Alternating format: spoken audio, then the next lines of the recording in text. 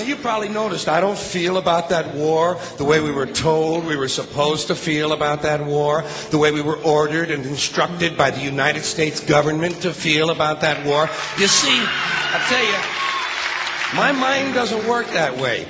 I got this real moron thing I do. It's called thinking. And I'm not a very good American because I like to form my own opinions. I don't just roll over when I'm told to.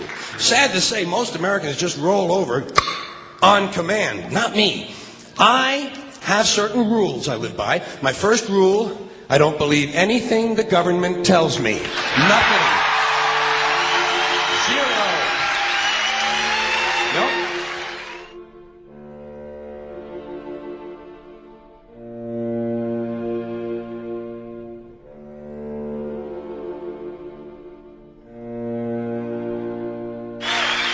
And I don't take very seriously the media or the press in this country, who in the case of the Persian Gulf War were nothing more than unpaid employees of the Department of Defense, and who most of the time function as kind of an unofficial public relations agency for the United States government. So I don't listen to them, I don't really believe in my country, and I gotta tell you folks, I don't get all choked up about yellow ribbons and American flags. Now, to balance the scale, I'd like to talk about some things that bring us together. Things that point out our similarities instead of our differences. Because that's all you ever hear about in this country is our differences. That's all the media and the politicians are ever talking about, the things that separate us, things that make us different from one another. That's the way the ruling class operates in any society. They try to divide the rest of the people. They keep the lower and the middle classes fighting with each other so that they, the rich, can run off with all the fucking money. Fairly simple thing, happens to work.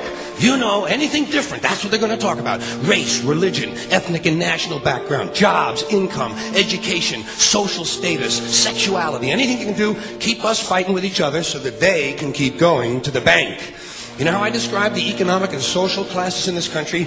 The upper class keeps all of the money, pays none of the taxes. The middle class pays all of the taxes, does all of the work. The poor are there just to scare the shit out of the middle class. Keep them showing up at those jobs. Politicians know that word. They use it on you. Politicians have traditionally hidden behind three things: the flag, the Bible, and children. No child left behind. No child left behind. Oh, really? Well, it wasn't long ago you were talking about giving kids a head start. Head start, left behind. Someone's losing fucking ground here. But there's a reason. There's a reason. There's a reason for this. There's a reason education sucks, and it's the same reason that it will never, ever, ever be fixed. It's never going to get any better. Don't look for it. Be happy with what you got. Because the owners of this country don't want that. I'm talking about the real owners now. The big, the wealthy, the real owners, the big wealthy business interests that control things and make all the important decisions. Forget the politicians. They're irrelevant. The politicians are put there to give you the idea that you have freedom of choice. You don't.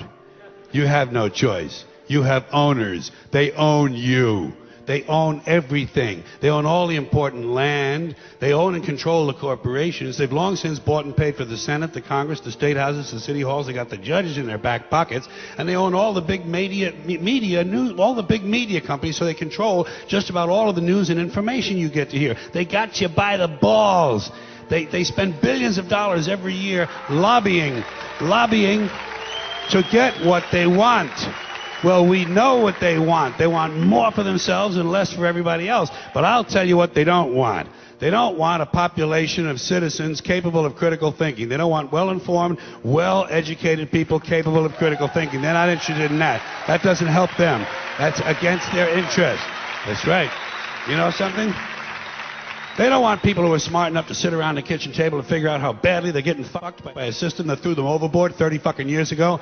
They don't want that. You know what they want? They want obedient workers. Obedient workers. People who are just smart enough to run the machines and do the paperwork, and just dumb enough to passively accept all these increasingly shittier jobs with the lower pay, the longer hours, the reduced benefits, the end of overtime, and the vanishing pension that disappears the minute you go to collect it. And now they're coming for your Social Security money. They want your fucking retirement money. They want it back. so they can give it to their criminal friends on Wall Street. And you know something? They'll get it. They'll get it all from you sooner or later, because they own this fucking place. It's a big club, and you ain't in it. You and I are not in the big club.